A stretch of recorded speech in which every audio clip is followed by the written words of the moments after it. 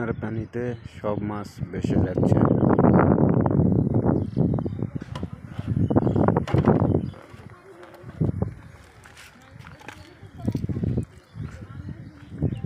দেখেন ভাই, রুই মাছ, কাতল মাছ সব পুকুর ডুবে গেছে।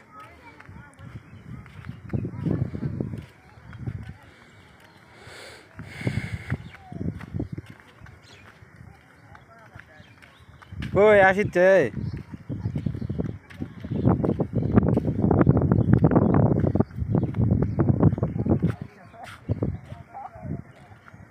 তোমার পুকুরে মাছ তো সব চলে গেছে ভাই।